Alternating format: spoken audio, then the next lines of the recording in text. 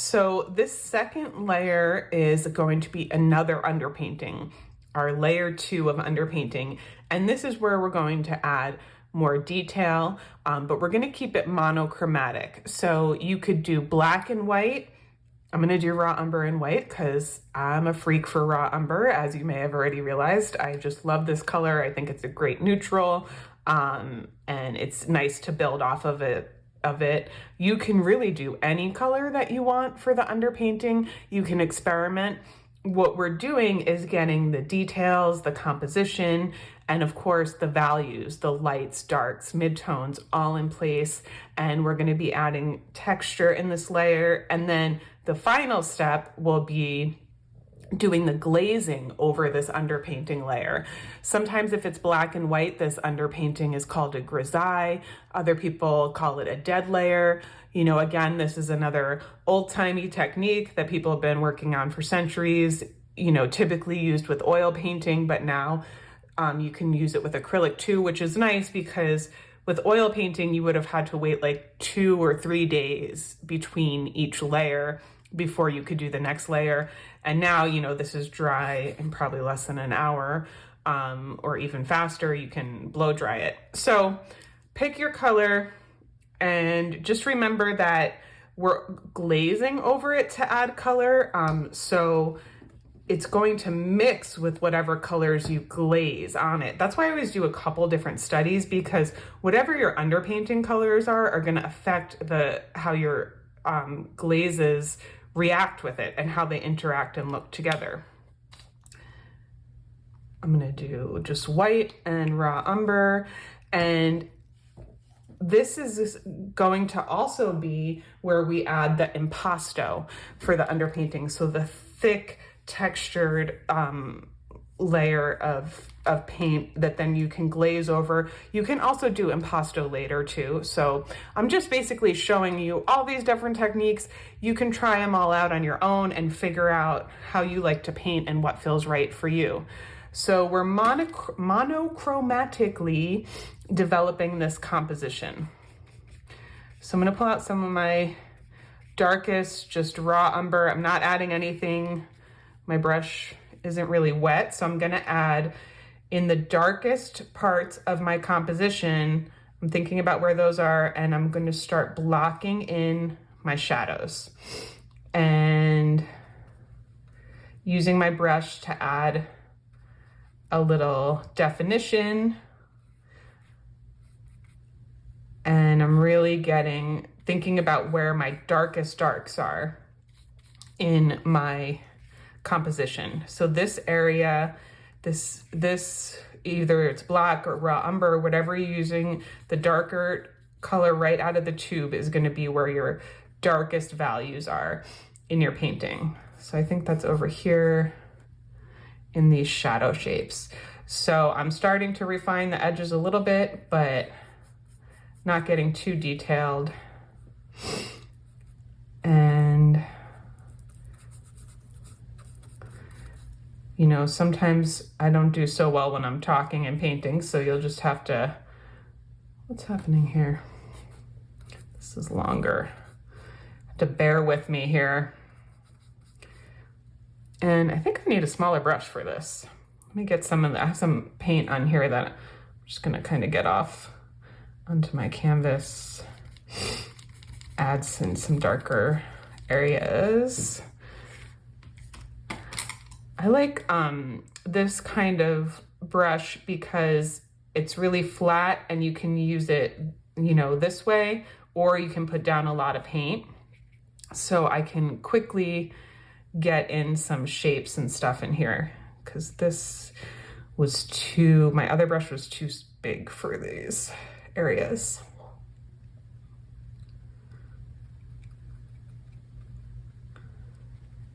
Get that.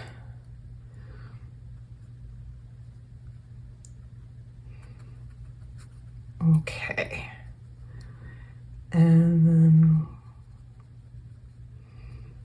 And you can start, I'm going to bring some of this dark tone into, you know, some of these textured areas.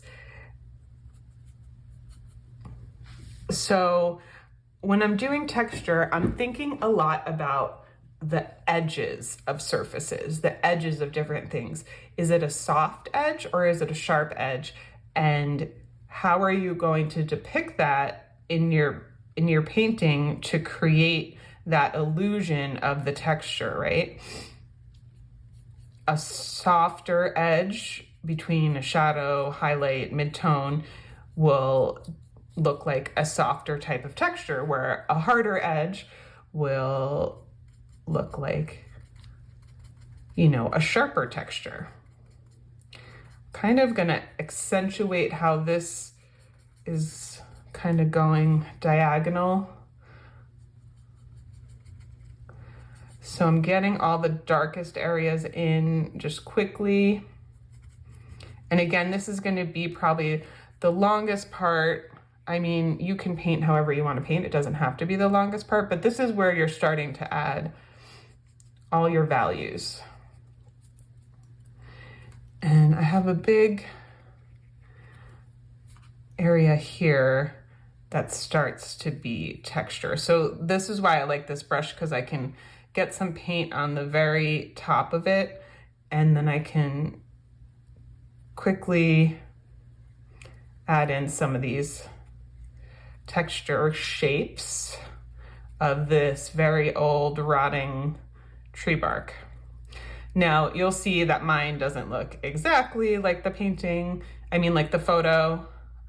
You know, you can take your artistic license, and I'm gonna really just focus on this area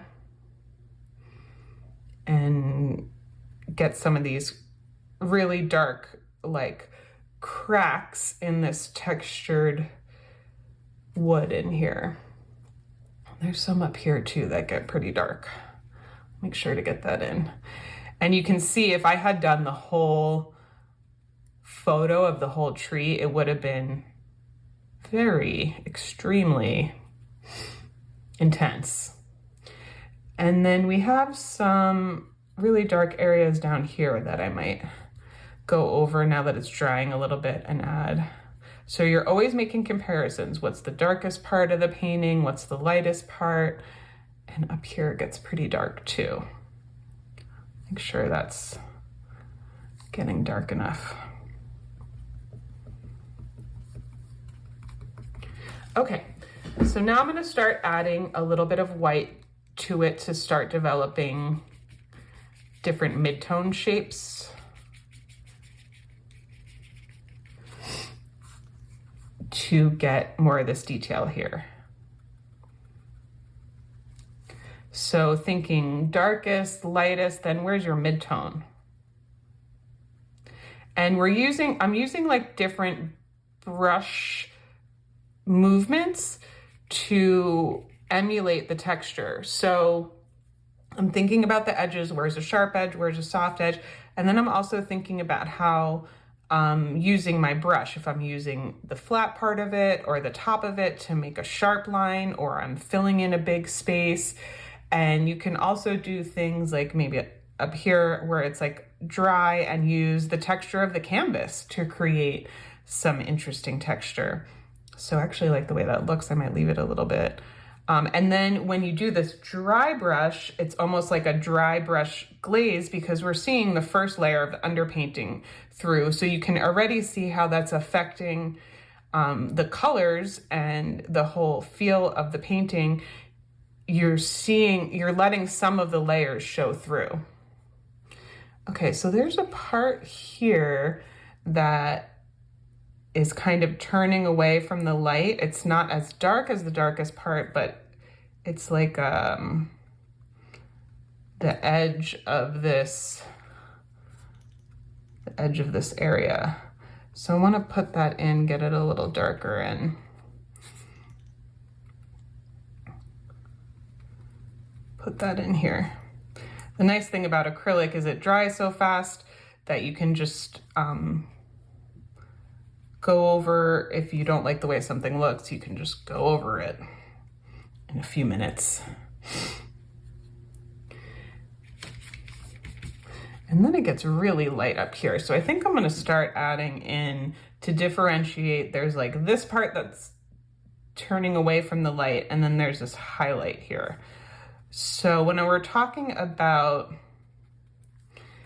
edges, this right here is a very sharp edge because the plane of the object is turning. There's like a sharp turn here. And another place you can see that is this right here, where there's this piece that's in the foreground and then there's the dark behind it.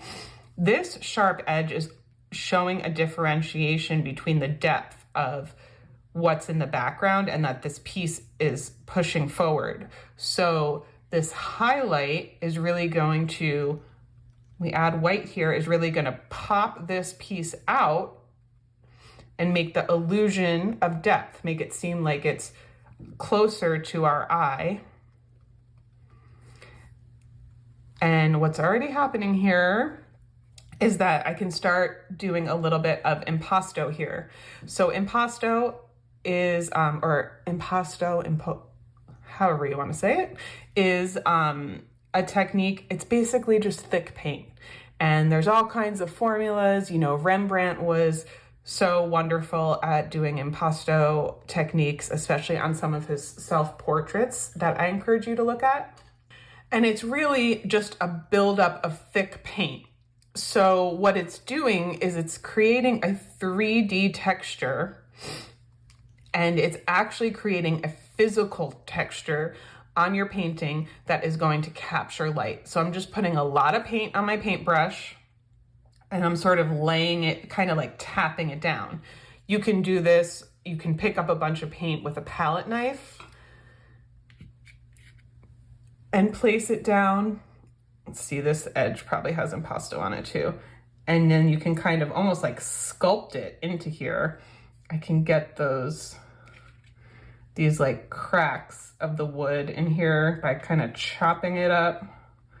So this can get really fun doing this impasto. And some people do impasto underpainting. Some people do impasto later in the painting process. What's fun about doing it now is you can add glazes over it. So if I'm just doing it the white from the tube, I can then add different colors over it to make it any color I want. And I'm just really focusing on getting the texture down on the canvas now, rather than getting the perfect color. So the impasto is fun, I think.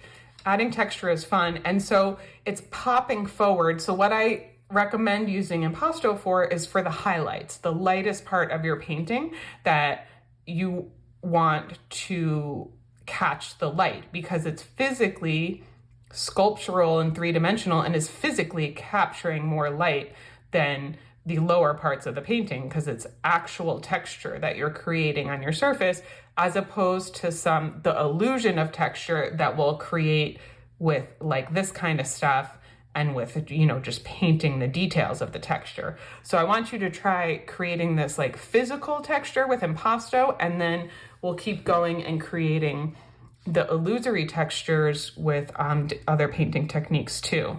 So impasto can be overdone, and I recommend just like focusing on the areas in your painting that are like the most highlighted for your impasto.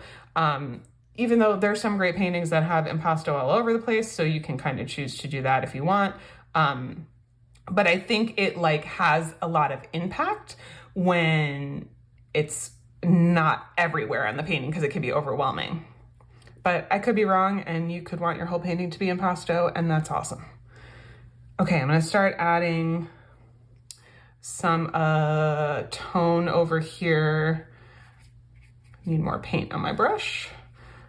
Not the lightest light, but some mid-tone here to get these darker shades in. And some of these like cracks. So I'm just kind of using my brush to place down some tone. This one kind of goes back a little more, kind of goes this way. I'm gonna take a small brush. I have this small, like, I think this is meant for ink. And I'm gonna come in with my sort of mid-tone, and then you can start getting into details like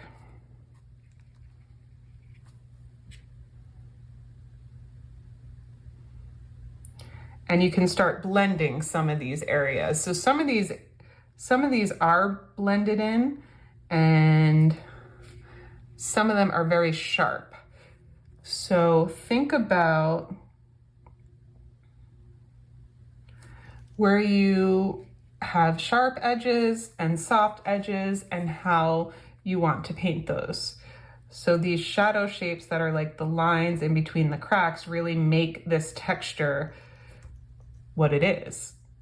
And I'm gonna take my time to draw them. Now to paint them. It does sometimes feel like drawing when you're using like a little brush like this. I'm gonna dip into the darker. So a lot of times when I'm using a small brush like this, you have to, refill your brush or re-dip your brush a lot because there's not a lot of bristles to hold. And I like to roll it around. This is an old brush, so the bristles are kind of get all over the place. But if you kind of roll it, gets them together. I have lost my way, which can happen with these detailed paintings. So I'm just gonna kind of give more of the illusion of these crackles. And so the way I'm painting, this is the illusion of the texture. So I'm painting the highlights and shadows that make it look like the texture, but it's not like the impasto where I'm like actually building up the paint in a sculptural way to create texture. And I'm gonna soften some of this in here. And you can see even when I don't actually know if you can see, but when I'm coming in with the small paintbrush into the impasto that's still wet, it's adding this brush texture in, which I actually really like. And it's creating more of that physical texture, which is pretty cool. Okay, I'm gonna keep going with some of these details. And as you can see, we can take a long time here. I'm gonna get a mid-tone and start working on this area because I think I've been working on that other area for a while. And I don't know how helpful that is for you. So let me move on to another area. So this sort of comes out like that. And remember, we're going over the edge. And we can come back in. You don't want to leave the space of the canvas unless you're trying to create an effect with that. Kind of getting this, and then there's a thing that hangs down here. Old dead piece of wood. Okay, and then I'm gonna come back in with the dark and get in here, it gets really dark. So I'm continually adjusting my shapes.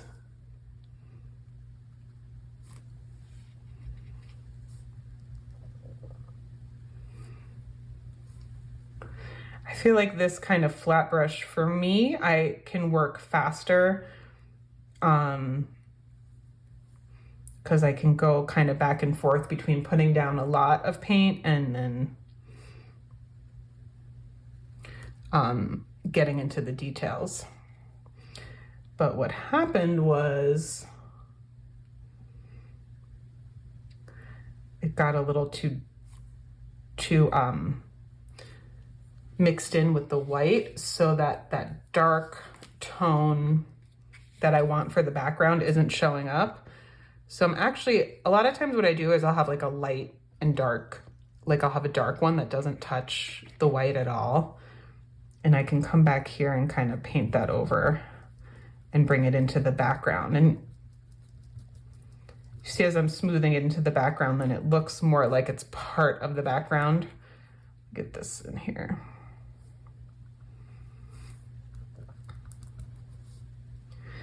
And this has to smooth out. So if you have a lot of paint on your paintbrushes and you need to smooth something out, like having this impasto, a lot of texture in the background is not so great because you want that to recede into the back. You want to give that the illusion of depth, and the impasto is popping forward. So I'm taking just a dry brush and I'm kind of smoothing this in before it dries. So if I see something getting maybe a little too much texture back here, I think the key is to like balance where you have a lot of texture and where you don't. And I'm kind of smoothing this edge a little bit, painting over a little bit over what I have already.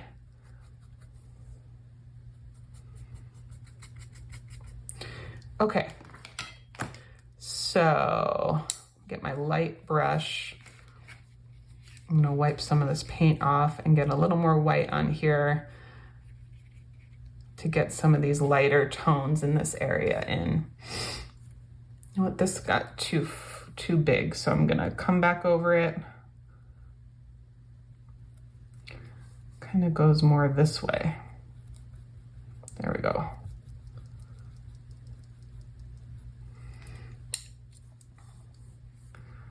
All right, so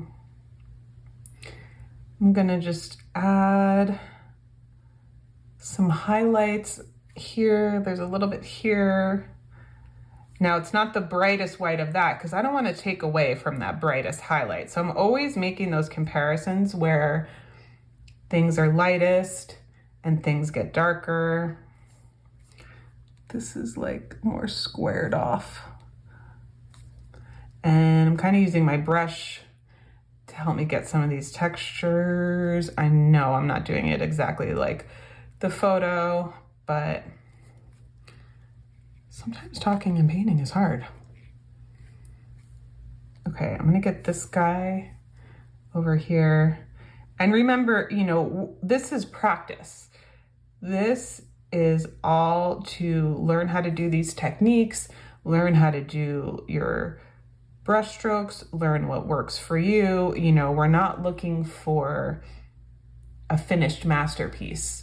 We're looking for practice. We're looking for, it's a study, like you're studying for, not for a test, there's no test. They're studying for your enjoyment of painting in the future. Okay, this gets complicated over here. What's happening? I painted it 3 times and I'm still getting lost in it, which I think is good for people to see that, you know, you can always be practicing, and like you can't practice enough. And I think it's good to learn how to enjoy this part of the practice. You know, I get frustrated with it sometimes too if it's not looking the way I want it to look. But it's like, we're here to paint and enjoy it. And that's the whole point. So don't take it too seriously. Okay, I'm gonna,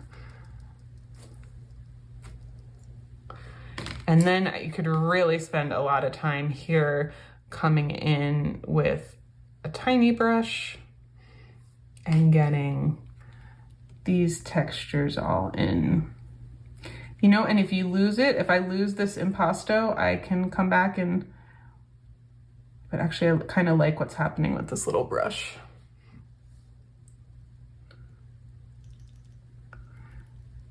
Because it's still, the impasto is still wet. And so I kind of like, this is like not the shape of the thing. So I'm gonna kind of drag, it almost is like sculpture. I'm gonna drag that down and get the shape I want.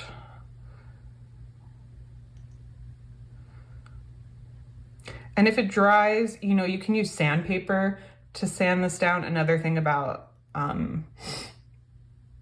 acrylic that's nice, if you sand it down, you won't be breathing in toxic dust, but it would be good to do it outside just to protect your lungs and stuff.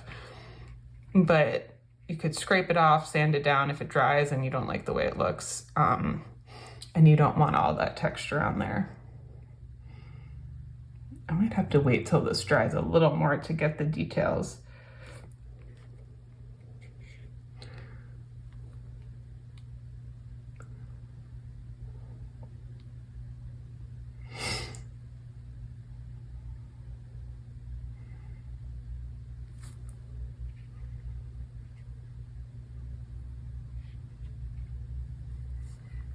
Okay, I'm gonna let that dry, and I'm gonna come in here where I have my midtones, and so I just brought some of the dark paint out of the tube like over here so I can, since I have to keep refilling my brush so much when I'm using this tiny brush, come in here and add some of these cracks and texture that are in here. And so I'm thinking about my whole painting still in layers, and I'm getting kind of too detailed over here before I want to continue into the rest, get some tone on the rest of the canvas. So I'm gonna start making these.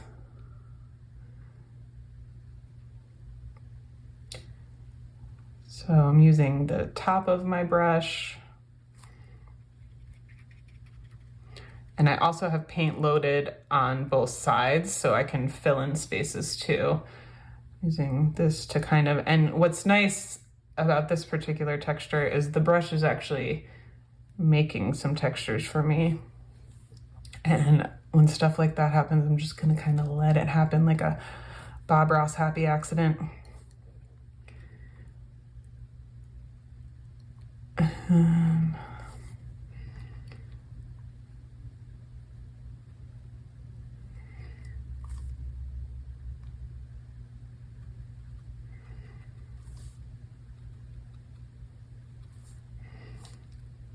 I'm gonna fill this in.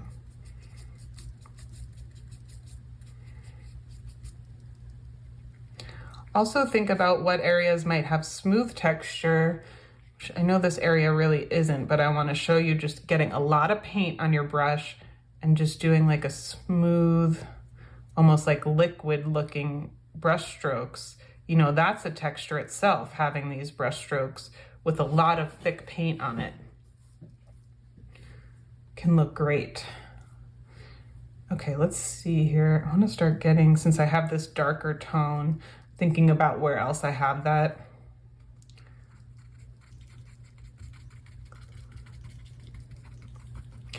And now this is getting too close to that, and this is really further in the background. So what I'm gonna do is come to my darker brush and add some more around it. And this is like a funky texture of rotten wood in here, so I'm just kind of dabbing it in. And then I'm gonna find my semi-dry brush, and while it's wet, could even take a little water. Now it's not a dry brush. And that's showing a lot of the underpainting through, which I don't think is working great for what I want. So I might just come and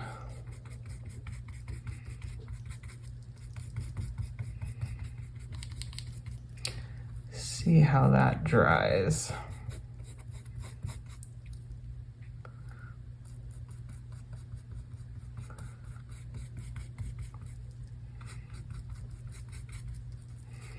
I think it might be nice in some places for that to come through. So let's see. I have a lot of different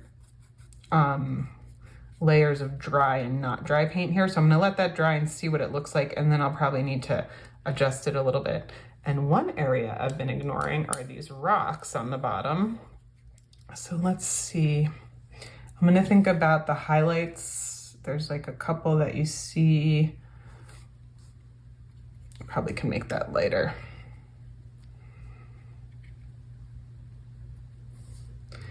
And then I'm gonna kind of make up a couple pebbles. There's like pebbles and grass and stuff here. Like a kind of like a gritty texture. There's one that really has a lot of light on it. And then I'm gonna get a little darker and add some shadows,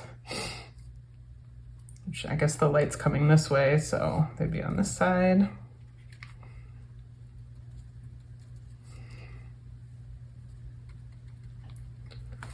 And then I'm gonna come in with this darker brush that doesn't have a lot of tone on it, but I kind of want to see down here a little more of this like pinkish color that came up from my background through it. So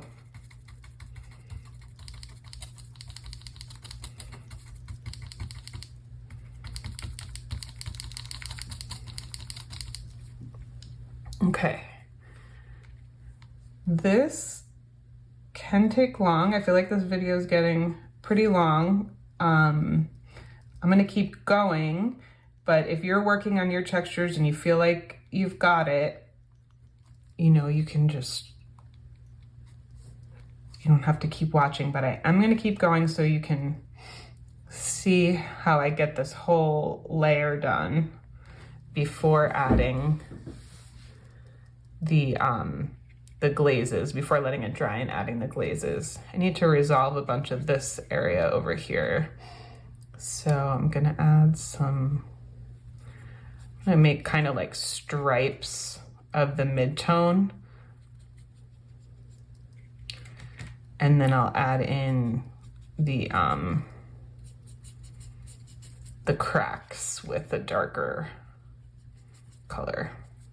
I just kind of want to get some paint on here,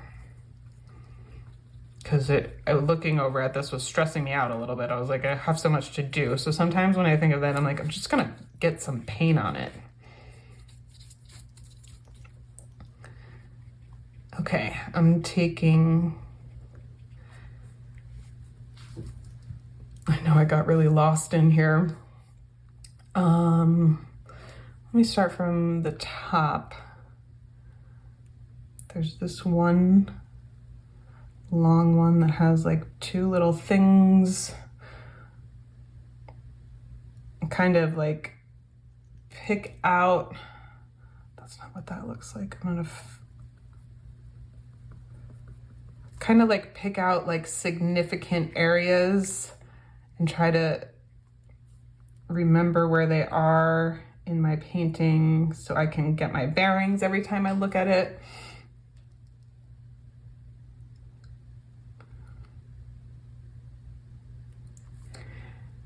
And then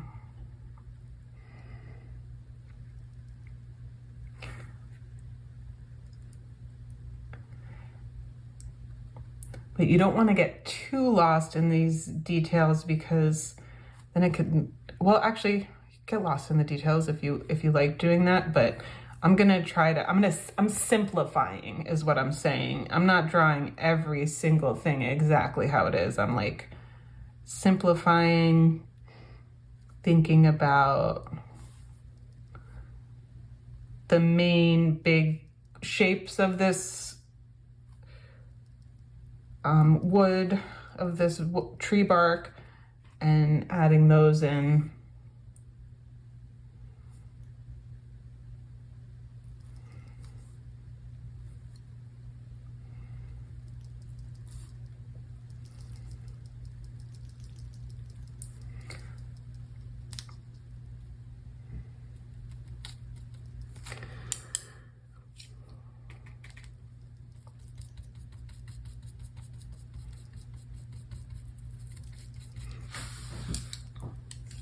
And you might be thinking, like, why don't we just paint the colors on it the way they are? And that is another way to paint. It's called direct painting, and we will do that kind of painting.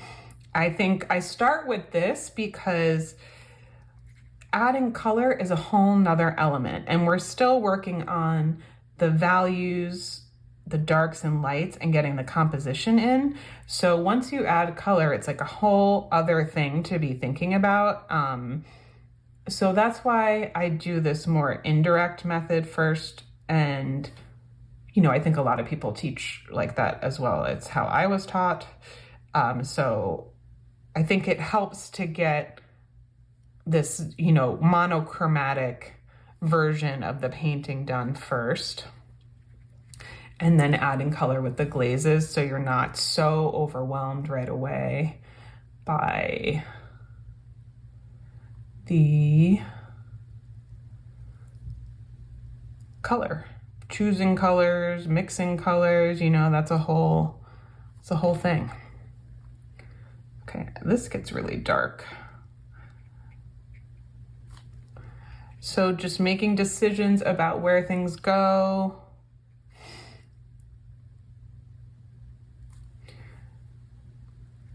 And simplifying, and I feel like I need to make some more of these horizontal lines, and taking your artistic license and adjusting. And remember, we're just really thinking about the texture.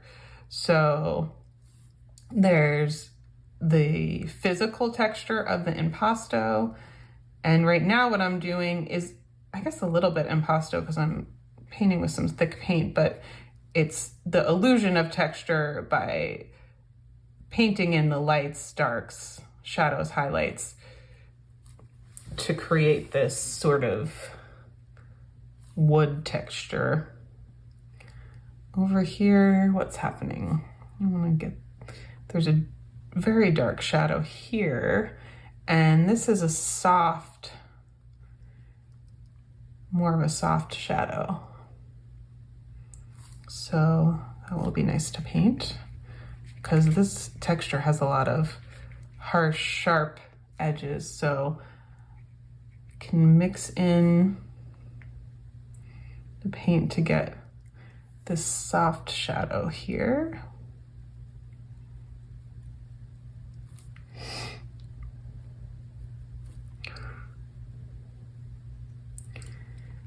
And you can always come back, and since I have this paint color on here, I'm kind of just like making these lines a little thinner. Okay, and I'm gonna go back to my dark. And then, so there's some softness here, and then it gets sharp again. And then we have just a little lighter. I have some highlight up here, and I'm running out of space.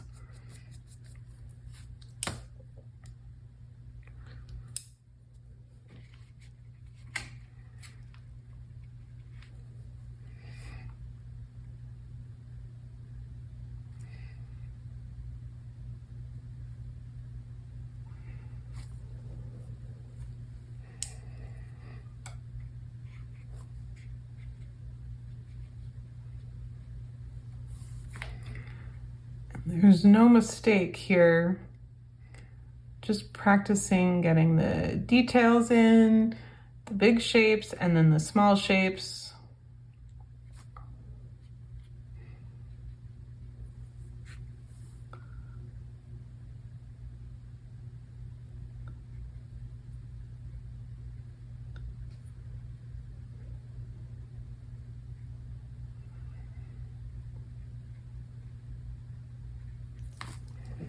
Okay, that got muddy, which in my mind is just like, it got too blendy.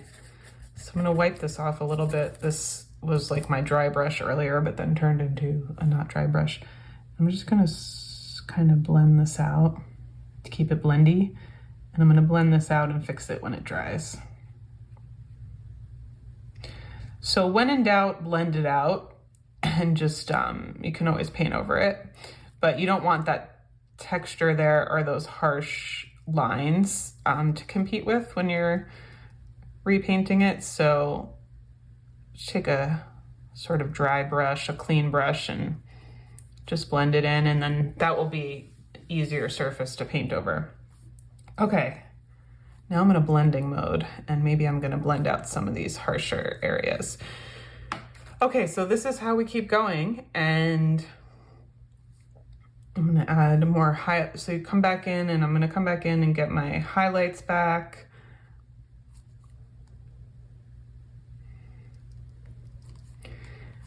And in one of them, I added all the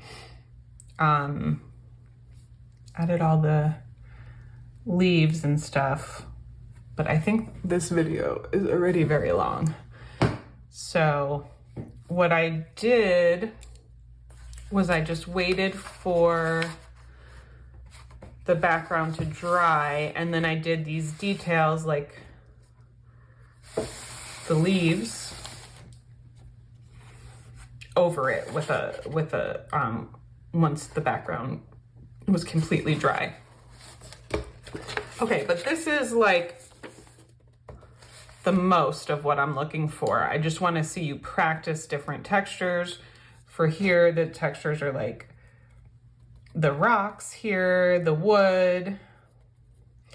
Practice doing at least 2 different textures.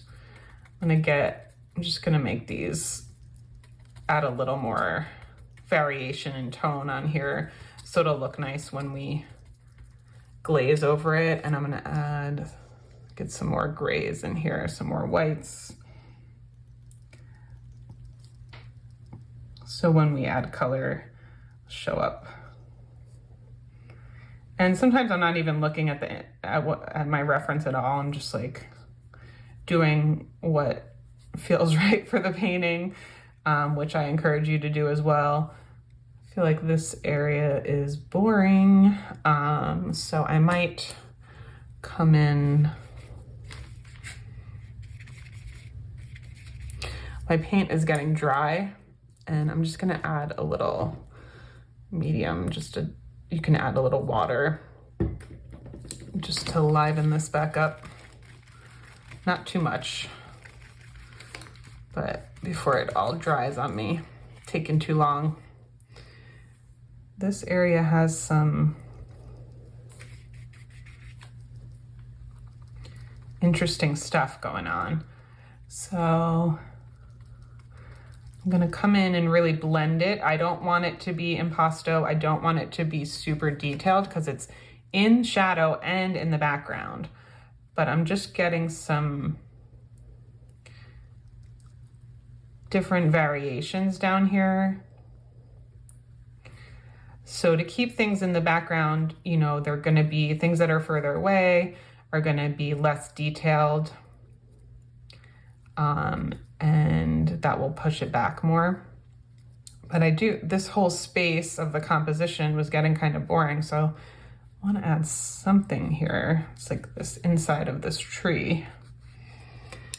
And then I need to just be careful. I'm gonna get a clean brush because I don't want to clean those and I don't want them to be too wet.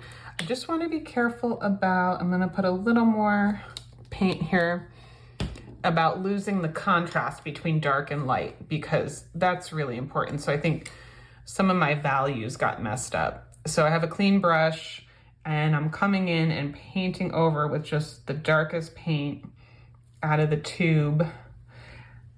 And I want to make a really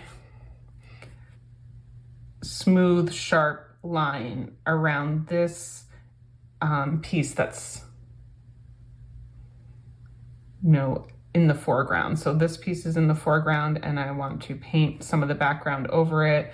And you see I had a lot of paint on my brush, and I can make more of that sharp, smooth line that's creating a definitive edge here. Like I've been talking about, thinking about the edges being softer and blended or more sharp like this. So think about in your painting what your edges need to look like. Okay, let me get, just wiping off some of the excess paint down here. And I think down here it can blend a little more. But I think especially up here it gets very dark. And I'm really thinking about this edge and how I want it to look. Okay, let me get some more paint on here. And this gets also very dark. These are some of the darkest parts of the painting.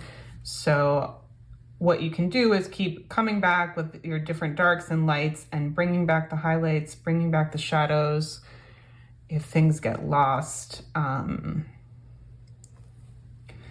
And this again is like a crisp, sharp line to delineate between the foreground and background so we can see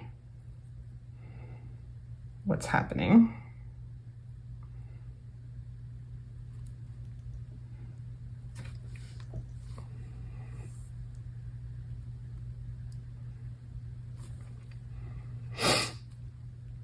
There we go, and I think this needs to be darker over here. I'm gonna sort of blend it into what's existing here. And then I'm gonna take this background color and bring it up into these areas and kind of blend it out with my brush, just as my brush is sort of losing paint. And so that's gonna give us even more texture of these pieces of wood where the background, we have the background color really coming in to be a part of it, to be like a shadow. And, or, you know, the breakage in here, that texture breakage that we want to see to add a little more interest. So sort of repainting the background and then readjusting some of these edges to create the effect I want. And then I can keep doing this as you can keep going as much as you want. And I can come back in with the lighter colors and bring those back too. Okay, I got this edge looking pretty good. And I have a tendency to be fussy and overwork, so you can know when to stop. Sometimes I don't know. I don't know when to stop. So I'm gonna keep adding. I see a very dark area here that I want to fill in with the darker paint. So I'm doing those comparisons of like, where's the darkest, where's the lightest area. There's another sort of shadow shape here that I want to bring back. Adding some interest here.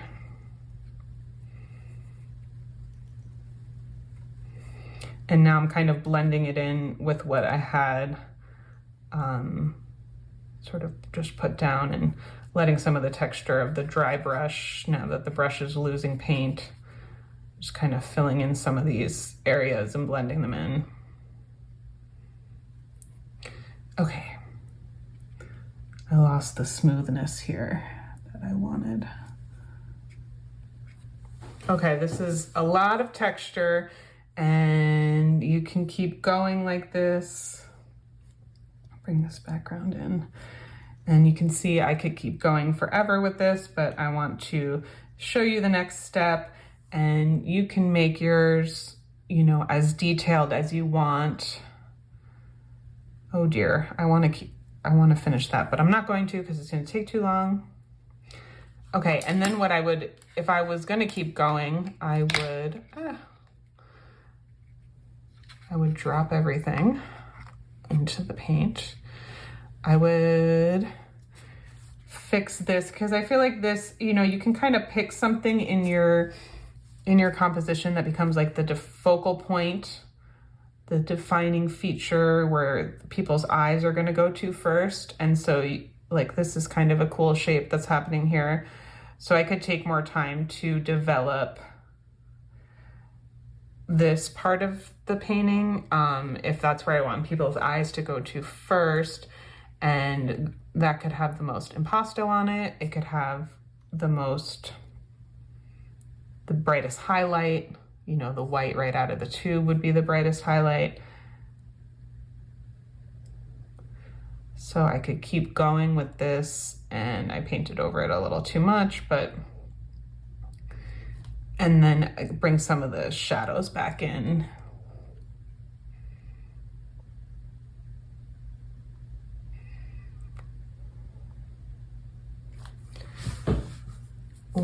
I think I'm using too big of a brush here.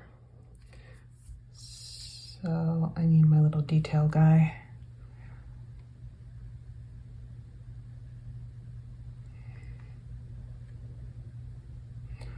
And these kind of go this way.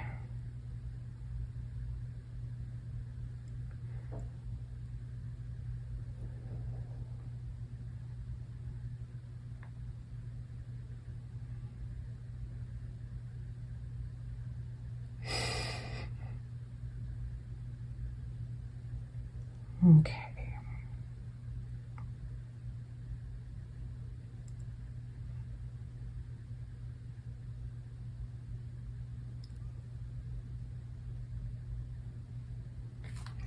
All right. I'm going to stop here, even though it's hard to stop, and let this dry.